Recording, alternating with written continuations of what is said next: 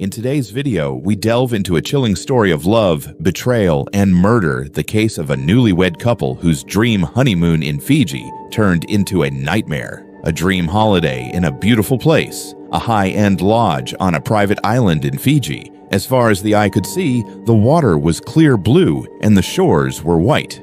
If they were married, this would be the start of their happily ever after. Krista Chen thought he would always be her, the man she would spend her whole life with, have children with, and die next to. She was wrong, though, so very badly wrong. A chemist who had done well and worked hard to help towns that didn't have enough medical care. Bradley Robert Dawson was her true love. After a quick 3-month romance, they got married and flew to one of the most luxurious places in the world. There was a body in the bathroom, the husband was on the run, and no one knew what happened. It seemed like the perfect getaway. Before we dive deeper, let me know in the comments where you're watching from.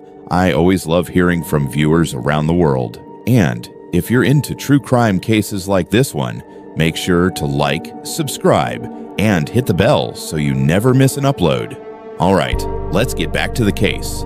3 o'clock in the afternoon on July 9th, 2022, housekeeper Tomasi Maui found something that would bother him for the rest of his life. He looked through the bathroom louvres of Boer 15 at Turtle Island Resort, which is one of the most exclusive holiday spots in the world because the honeymooning couple inside had missed breakfast and lunch. We can only say that what he saw was horrible.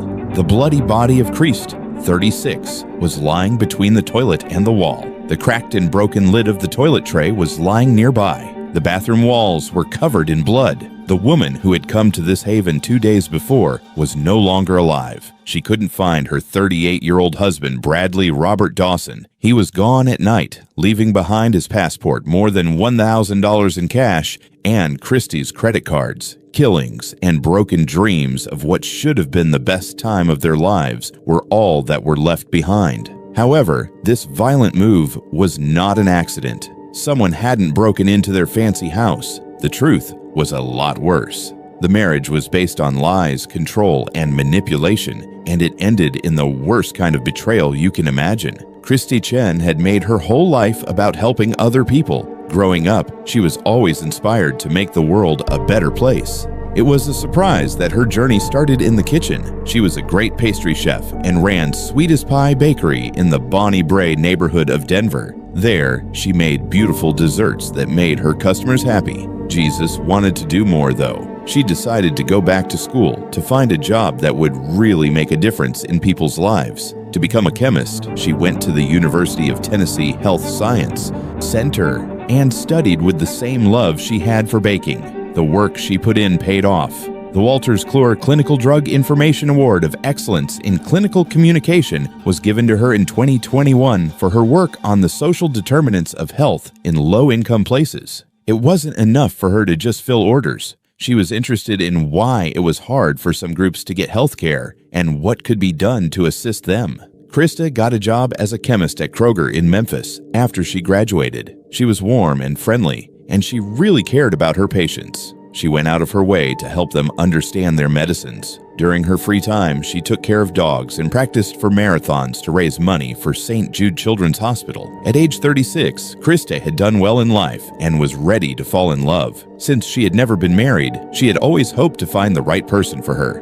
Braddock Robert Dawson made it look like that dream came true. Dawson seemed to be everything Krista had been looking for when they met in Memphis in November 2021 through friends. He worked as an IT expert and seemed to be financially stable. He was also friendly and helpful. He gave her a lot of love and care and swept her off her feet. But it wasn't at all like the fairy tale it seemed to be. Dawson wasn't divorced from his first wife until September 2021, so he was still married when they met. There were things he kept from her, and he had a history of controlling and manipulating women. Kristen Baker, his ex-girlfriend from college, would later say some uncomfortable things about him. He was always crazy about Fiji. Even though he wanted to go to Fiji, what worried her more was what she saw him doing. He changes into someone else when he drinks. He would pass out and do things the next day that he wouldn't remember. He is very dishonest and has always wanted a lot of money to travel and live a fancy life. Christians never saw these warning signs. Dawson was very good at tricking people and knew just how to act to get her to trust him.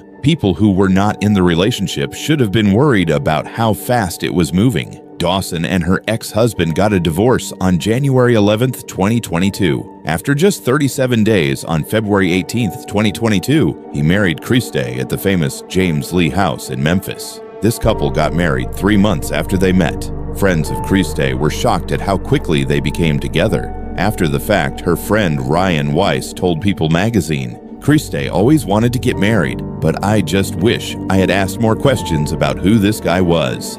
"It happened so quickly," said Morris Apri, another friend, about the quick engagement. Some family members met Dawson for the first time at the wedding. Christe couldn't see the danger that was already around her because she was too busy being in love.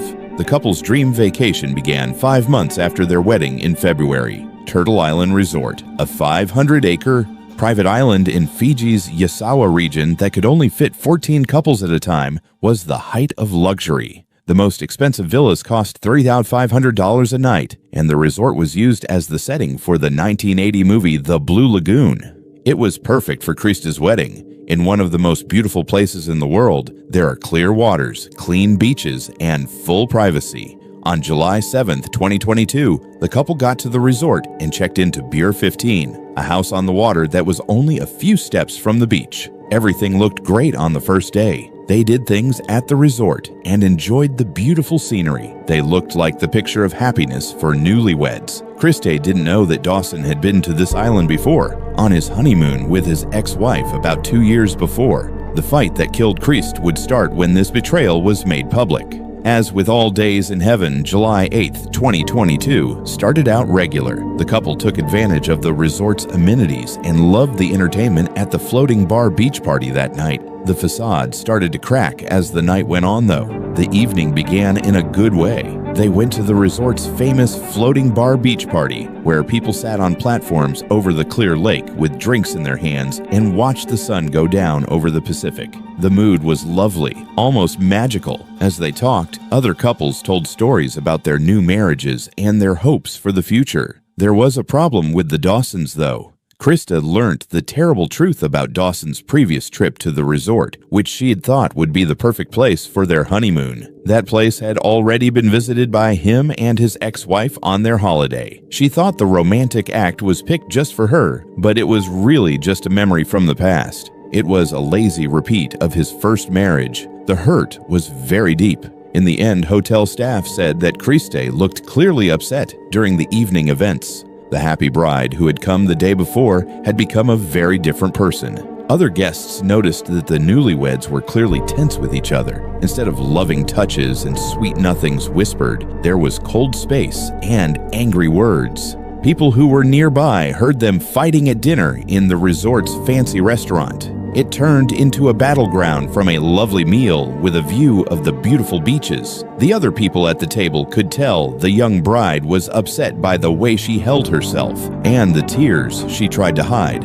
After just a few hours, the sweet mood that had been around them was giving way to something much darker and scarier. Their fight got worse as the night went on. It made Christe feel ashamed, betrayed, and stuck on this remote island with a man she was realizing she didn't know very well. She was a long way from anyone who could help her, and the fairy tale was falling apart right in front of her eyes. Around midnight, the couple was seen, leaving the party together and walking towards their waterfront home by security guards. People outside of them thought they looked like any other couple going to bed for the night. Unfortunately, the stress between them was very high and could be harmful. Through witness accounts and forensic evidence, what happened next would be pieced together, drawing a picture of unspeakable violence that would destroy this paradise's peace for good. A few hours before, the house looked like a nice place for two to get away, but it was about to turn into a horrible place. At 12:40 in the morning, when Mark Andrew Bresky, an Australian businessman, stayed in the cottage next door on July 9th, he heard something that would stay with him forever.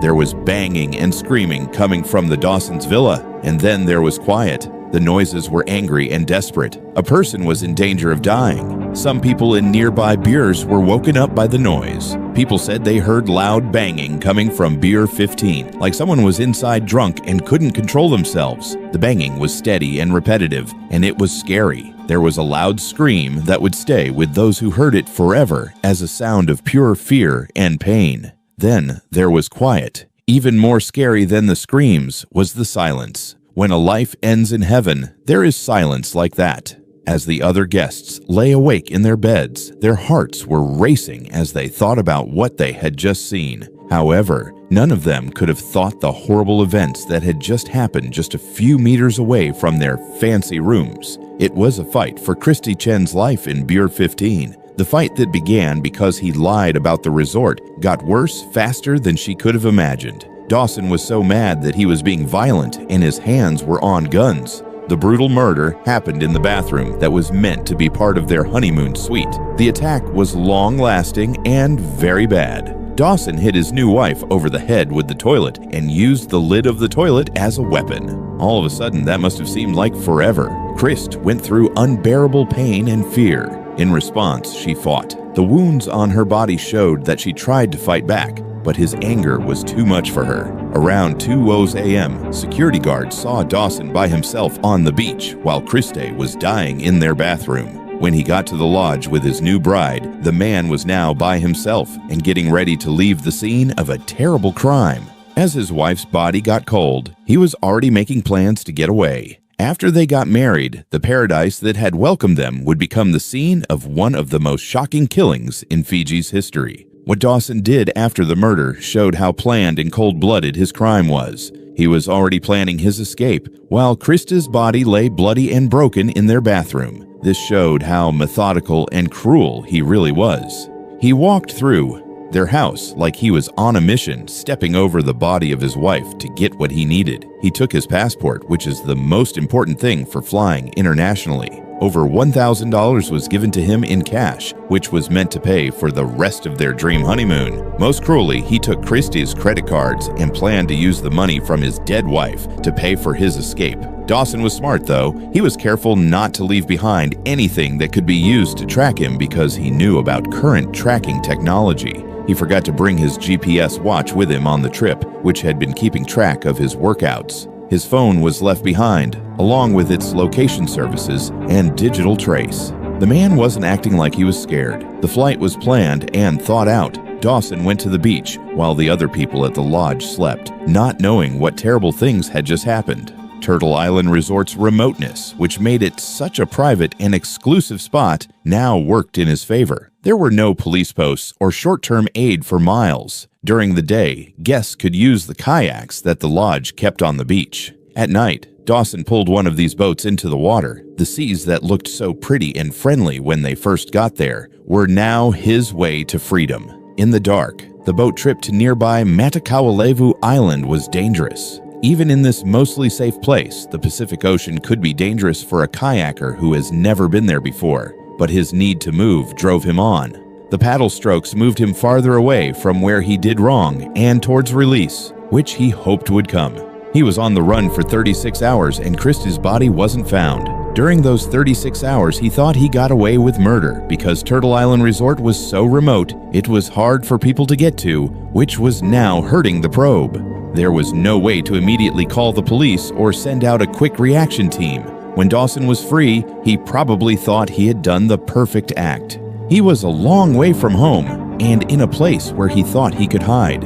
In the worst way possible, the man who had promised to love and cherish Crest until death do them part kept his word and thought he could just sail away from the consequences. But heaven likes to tell its secrets, and his pride would be what brought him down. The morning of July 9th at Turtle Island Resort was bright and beautiful, just like every other day. The other guests started their day in paradise, not knowing that there was horror just yards away from their nice rooms. The workers at the resort didn't think much of the couple missing breakfast at first. People on their honeymoons often slept late because they were tired from traveling and eager to spend time alone together. A Do Not Disturb sign on the door of Bureau 15 seemed to back up this idea. Visitors to some houses left their rooms service trays outside while they ate in the privacy of their own rooms. As the morning turned into afternoon, though, and the Dawsons still hadn't shown up, worry began to grow. This resort had everything you could want,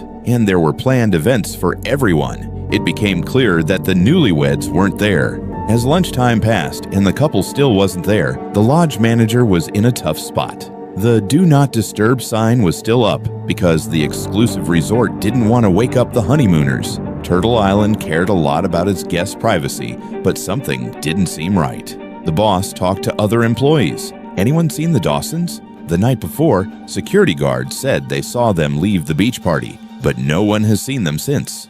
The couple missed lunch, as well as the snorkeling trip in the morning and the nature walk in the afternoon. A property that prided itself on personalized service and keeping guests involved had never seen so many people not show up. At last, around 3 p.m., a choice was made. The resort manager told Tomasi Maui, the housekeeper, to check on the pair. Despite the Do Not Disturb sign, the choice was made out of genuine concern for the guests' well-being. However, it would put him in a situation that he could never have imagined. With some fear, Maui walked up to Bureau 15. I felt bad when I had to bother guests, especially couples who might be having a private moment. He softly knocked on the front door and asked, "Housekeeping?" in English with an accent. "Is everything all right?" There was silence. The second time he knocked, it was louder. "This is Mr. and Mrs. Dawson. This is cleaning, checking in on you." Maui walked around the house looking for signs of the guests as she became more worried. The windows along the water had louvered panels that could be opened to let in fresh air from the sides. When the curtains weren't all the way closed, these louvres sometimes let you see what was inside. Whatever it was caught his eye at the bathroom window. Maui saw something through the louvres that would scar him for the rest of his life. The broken body of Christ was lying there between the toilet and the wall. The floor and walls of the bathroom were covered in blood. It was clear that the toilet lid had been used as a weapon because it was broken and cracked nearby. The woman who came to this paradise 2 days ago as a beautiful bride was now dead, and her body showed horrible signs of an attack that no one could have imagined. Maui tripped and fell backwards from the window. He was still trying to figure out what he had seen. This was meant to be a romantic and fancy spot where the richest couples in the world could enjoy their love. In this setting, murder was impossible, but the proof in front of him made it clear. Trying to find the resort boss quickly, Maui ran with his hands shaking. The Fiji police were called right away. Even though getting them to the faraway island would take a long time, staff members were stationed at the crime scene to make sure that no one else could see what happened in Bureau 15. Were Bradley Robert Dawson and his family not? His sudden departure set off alarm bells right away. Was he taken away? Did he get hurt on the island somewhere? Or was there something darker going on with his disappearance? The search started right away. Because the island wasn't very big, there weren't many places to hide. The staff searched every part of Turtle Island, calling out Dawson's name as they went. They looked in every place he might have hidden. Nothing was found. Then someone on the beach saw the boat that wasn't there. It hit me like a lightning bolt. Dawson had not been hurt or taken hostage. He had escaped. Exactly one thing that meant. He was to blame for the killing in Bureau 15. At once, the Royal Fiji Police began looking for Bradley Robert Dawson. They had very few tools and a huge ocean to look through, so it was a hard job. Dawson's pride, on the other hand, would be his end. He was found on Matakawalevu Island by a local person named Mona Ratule 36 hours after he had left the lodge. Dawson looked upset, hurt, and bleeding from his feet and hands. While drunk, he kept telling the locals, "We had a fight." When they asked what had happened, Dawson's simple answer was very scary. It was his request that they call the cops. He knew in some way that his flight was over. Bradley Robert Dawson was arrested on July 10, 2022, with a lot of proof against him. He was found on a remote island, miles away from where his wife was found dead, with his passport and other personal items. Nearby, people heard screaming and fighting coming from their house in the middle of the night, so he ran away. Everyone concerned could see that he was guilty. However, something strange happened in the interview room at the Suva offices of the Royal Fiji Police. Prior to the arrival of his lawyer, and while he was still preparing a strong defense, Dawson began to speak. That what he said would give police a full confession that showed how horrible things really were in Bureau 15. The first interview was done by Detective Sergeant Apasai Koroi, who followed the right steps for questioning a foreign national accused of murder. The meeting was taped, so Dawson's words would always be remembered and would later be very important in court. Dawson seemed almost happy to be talking at first. He seemed to have lost his temper because he was alone after his failed escape, felt bad about what he had done, and maybe realized that he was no longer free. His tone was so cool and matter-of-fact that it was scary how disconnected he seemed from the horrible things he was talking about. Then we went to bed, and when I turned to hug and cuddle her, she got mad and said I hurt her, and she wasn't sure if she wanted to be with me or not, Dawson told the police. Just 2 days into their vacation, the words made it sound like the couple's marriage was already in trouble. He went on to say more terrible things. We got into a fight about where the toilet was, and Krista hit me, which is when I lost it. Krista was right next to the toilet. She had been hurt. There was blood and a cut on her face. Dawson's statement was very interesting because it showed how she thought. Even though he admitted that he killed his wife, he was already making up a story that made him look like the victim. He said that Krista had been the one who attacked. He was pushed by her. She was the one who started it. The cruel murder that followed was a reasonable response to being pushed by his 36-year-old wife. Detective Koroy asked for more information, and Dawson gave it to him. He spoke about how their fight got worse, how violent he became, and what happened after he realized what he had done. The amount of information was shocking and very revealing, but what Dawson said about what he did after the murder was even more telling. He said that he was getting his things together, taking Christie's credit cards, and making plans to leave. It wasn't like someone was acting in a hurry after committing a crime out of love. It was planned out with cold logic. Dawson kept talking about the murder and his following flight for several hours. He felt like he had to defend himself, explain his acts, and give his version of what happened almost all the time. The detectives paid close attention, writing down and recording every word. Following that, everything altered. Iqbal Khan, Dawson's lawyer, showed up at the police station. Khan was a skilled criminal defense lawyer who knew right away that his client had made a huge mistake. Don't talk to the cops without a lawyer present. This is the first rule of criminal defense. Dawson had, however, spent hours doing just that. Khan told Dawson right away to stop talking and ask to meet with his client alone. Whatever the lawyer and client said in that room would stay secret, but the effect was felt right away and was very strong. Dawson was not the same person when the conversation started again. The suspect, who was chatty and willing to confess, had been replaced by someone who knew how serious the situation was. When Dawson saw the written confession statement based on what he had already said, he made a choice that would affect the rest of his case. He did not want to sign it. Because they refused, there was a law problem that would affect the whole case. As in many Commonwealth countries, prosecutors have a hard time with an unsigned confession in Fiji's court system. Although the recorded interview could still be used as proof, the fact that Dawson did not sign it gave the defense room to question whether or not his statements were true and given voluntarily. Khan got to work right away building Dawson's defense. Right now, it's complete denial, he told the press. There is no proof that he killed his wife.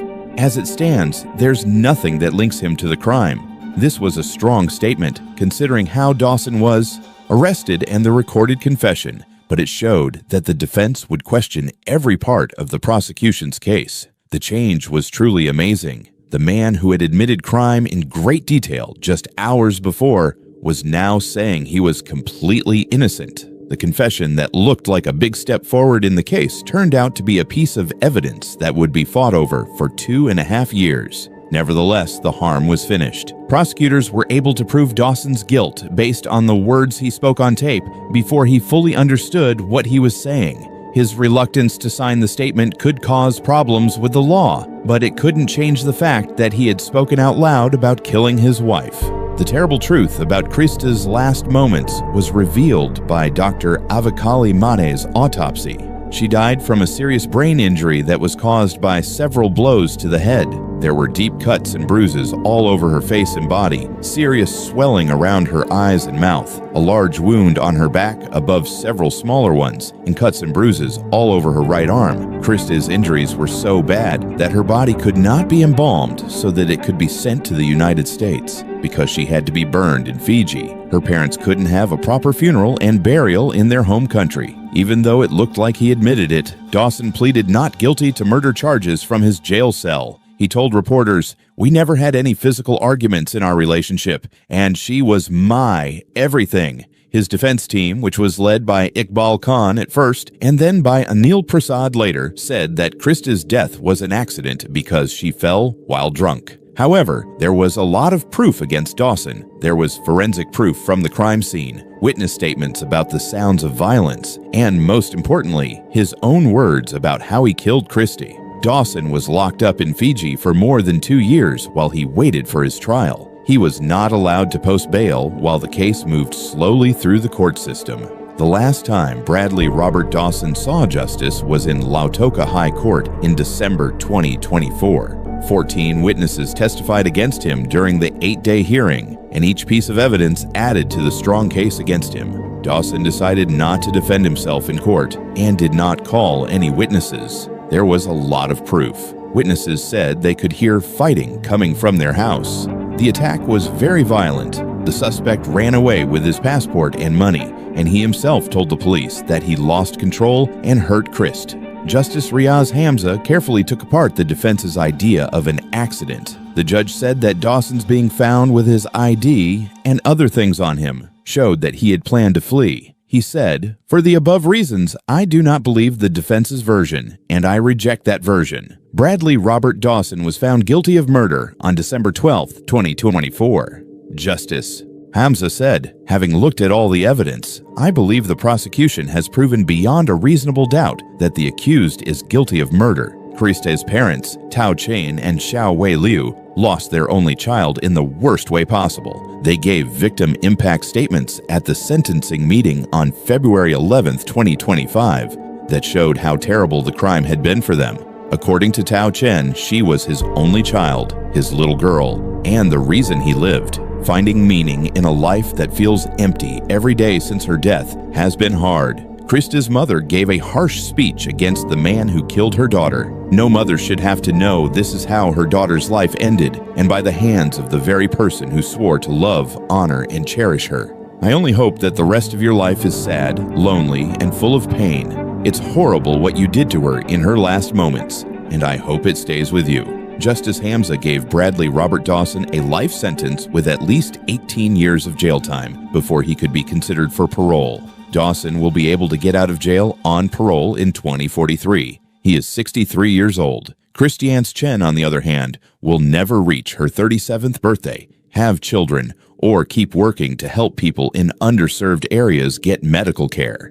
Thank you for watching this story. True crime cases like this leave us with so many questions, but also important lessons. Share your thoughts below and subscribe for more. Stay safe, and I'll see you soon.